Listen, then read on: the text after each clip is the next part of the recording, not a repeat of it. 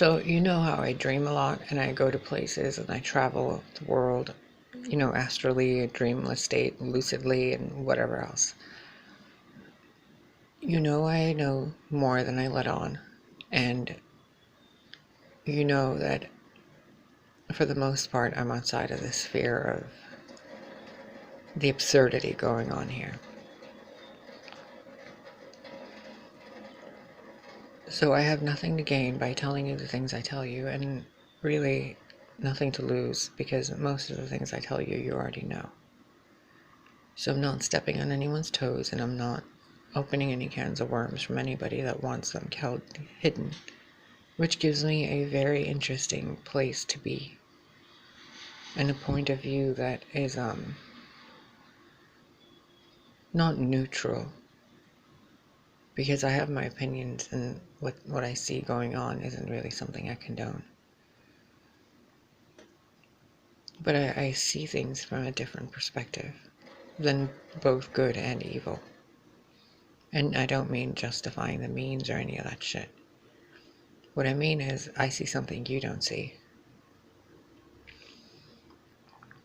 There's a lot of talk going on about ascension. Ascension means death. When you ascend from where you are in this world that you're told is the Matrix isn't a simple machine. That's only a part of it. You enter the Matrix to come into this reality when you haven't entered this reality the organic way. I'm going to leave it at that. So if you believe that you have entered a matrix to come into this reality, it means you still exist somewhere else with a corporeal, physical human body that has not been deceased.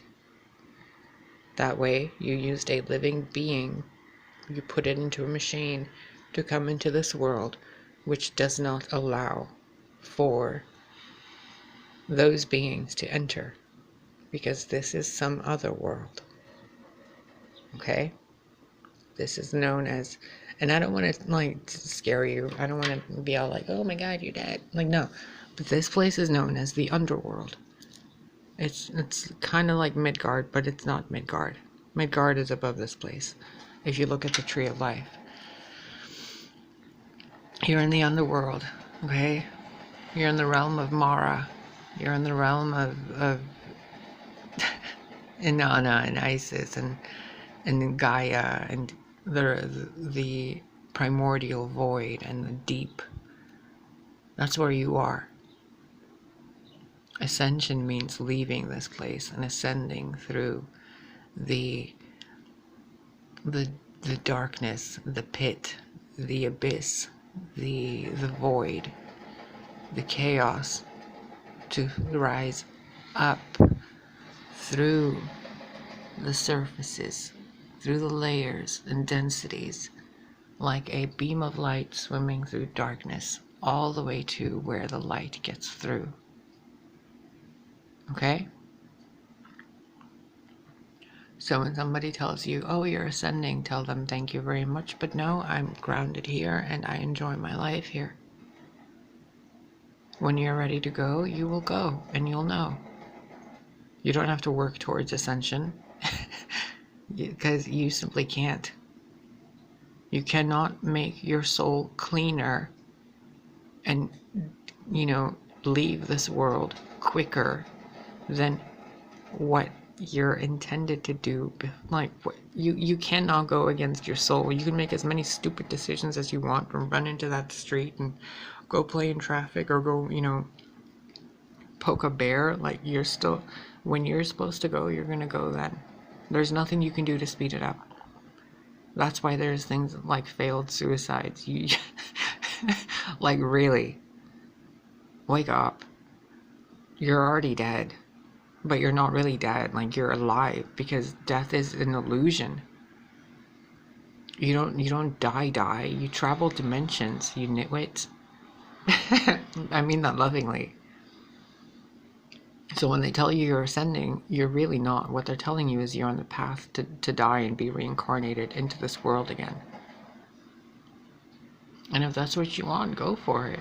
But when you ascend and you When you truly ascend, you simply vibrate out of this reality. You like shimmer and you glow and you like blink and then you're somewhere else. It's that simple. It's not a big thing. Like when people die here, when that whole ridiculous theater happens of people dying, that's just for your soul to feel the lessons and to release them. Those people like checked out long before they died. And they just keep popping back in and out of their bodies for your sake. But they're already gone. That's why they say grieve and let go. You know, that's why you're supposed to breathe through it, because your lungs process grief. And if you're holding on to grief, then you can't really breathe, can you? Remember a few months ago, or like a couple of years ago, about a year ago actually, when I kept telling you I couldn't breathe? Like there was this heaviness on my chest and I was freaking out, like not knowing what it was. It was grief. It was grief for versions of me I didn't even know about. It was grief for all the decisions I was making that were ruining my life and I wasn't aware of it. And those people that tell you that this world isn't real, they simply want you out of it so they have less of you here, so they can sit here comfortably with their legs stretched out, as if there isn't enough room in infinite space-time. They're like, oh, it's overpopulated. No, it's not. It's infinite. It's literally an infinite plane of reality, and every time someone is born here, there's like more land created. You're just not told about it. Each person here has their own reality, their own reality, their own realty, their own matter, their own mother, their own patron, their own father. They have their guardians, which are their siblings, or their animal companions, their familiars. Most of these beings are people from the Midgard world. We're just going to call it that, the world above this that you don't really see. And I don't mean above, I mean like the dimension of life that exists at a higher vibration above this one. This vibration stays within 3 dimensions. It cannot escape 3 dimensions. That's what this place is, 3 dimensions. When your soul lessens the weight of grief and trauma upon it, you vibrate higher through the 4th dimension, which means your dreams become more real and you become more vivid and lucid. And somehow I am picking up on the channel Seldom Dreams right now, and if you're watching, hi, you're like really cool. Hope you're doing well. And if you're watching, it would be great if you could let me know, because I'm really picking up that vibe right now. Anyway, yeah, so this world is real, and don't let these buffoons trick you into thinking that you need to leave this world, because this world is really real. And you can stay here as long as you want, because the underworld is a place of purification. It is a place of learning. It is a place of choosing how to be reborn. You can come back into this world if you want, or you can repair your body and continue moving forward. But in order for your body to be repaired, you must undo the damage you've done, which means if you've been, being a whore and you have some STDs, that STD isn't going to go away because you popped a pill. It's going to go away because you stopped being a whore and you're changing your behavior so your soul doesn't keep sticking its finger in an electric socket and getting electrocuted and attempting to put a band-aid over it and then sticking its finger in that socket again. You're being taught to mature. And from this place, your soul, your consciousness can go into so many other forms of reality. Dream states, astral planes, the 5th dimension, the 6th dimension, the 7th, the 8th, the 9th, the 12th, the 11th, like, those are all still part of the underworld. Even the highest vibration you can go, even with the archangels, they are all still a part of the underworld. Once you're outside of the underworld, nothing you see there will make sense to you, because it is created from a organic light. The light here that you see is brought to you from unorganic sources. because the natural light here is created through bioluminescence and the etheric glow of the consciousnesses known as the sun and the moon and the earth itself. Because you are literally in a space out there, outside this atmosphere, of complete darkness, the void, the womb of the Great Mother. The little glimmers of stars that you see are souls. The planets are bigger souls and consciousnesses. The suns are evolved souls and stuff that stayed to help. They're your archons. Think about this for a minute. The archons are not your enemies. Neither are the aeons. They're the same. They're family to most of us. And enemies to some of you that don't know any better. Yet. And, yeah. What else? The whole thing about eating meat and not eating meat. Some of you can go your entire lives without eating meat. It doesn't really matter. Some of you need meat, and it simply does matter. Do you consume meat outside of this realm? That's for you to decide and to figure out.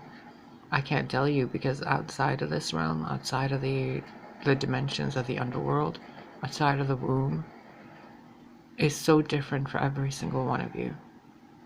It's like a trajectory of where your soul goes when you leave a black hole. Hint, hint, hint. Pay attention.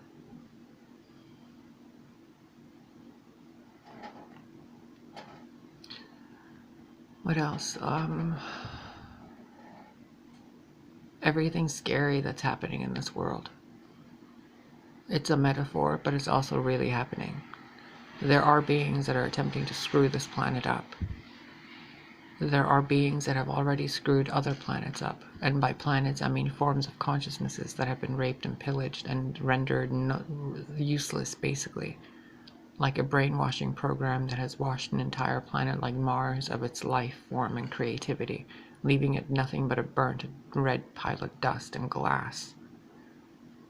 And if that's a metaphor, what did somebody do to that plant, to that person? They fired them up so much that they got red with anger and they stopped creating anything, and they destroyed themselves with their own anger. And they now live in a house with glass tubes and wires going through the soil, which means you can see, like, they're living in a glass house.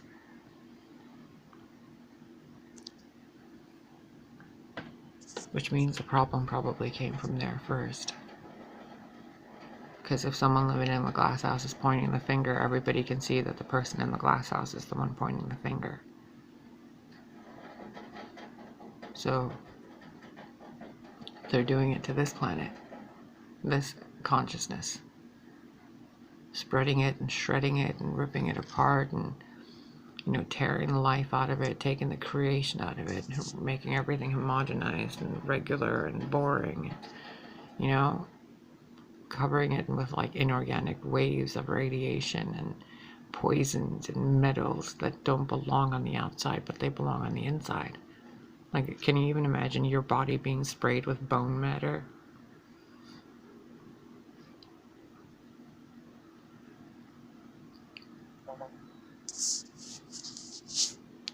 Oh, 15% battery.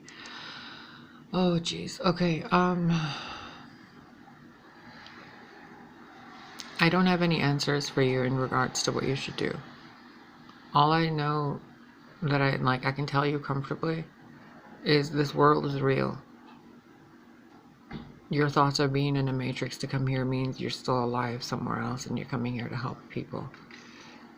You being in this world and feeling like you're not part of it, you're right, you're not part of it. You came here because you needed to cleanse your soul, just like the goddess Isis came here to look for her husband.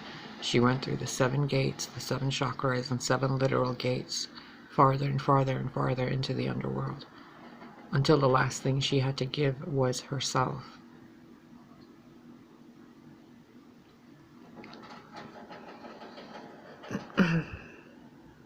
There was another great woman that came down here to look for her partner and her child, and she had to give every aspect of herself up to.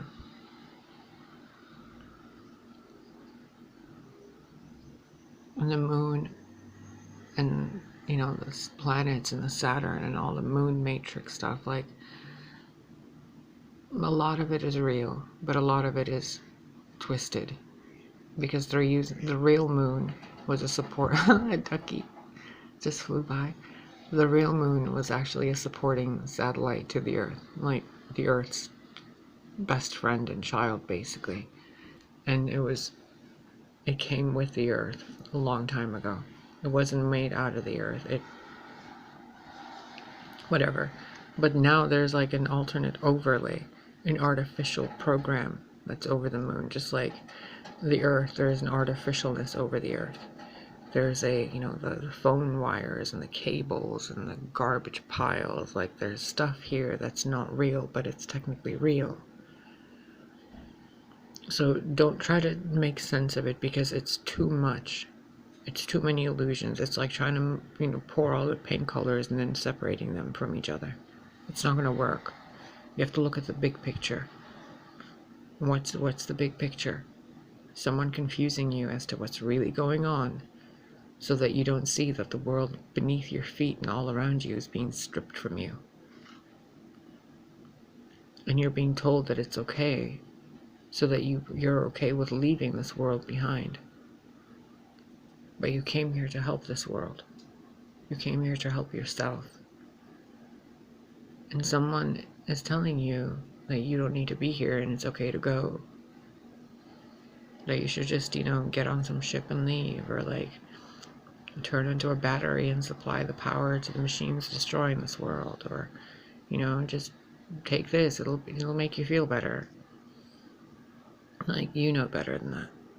You know better. I'm gonna go finish my coffee. God, how do these videos get so long? God, flippity floppity. I'm gonna go.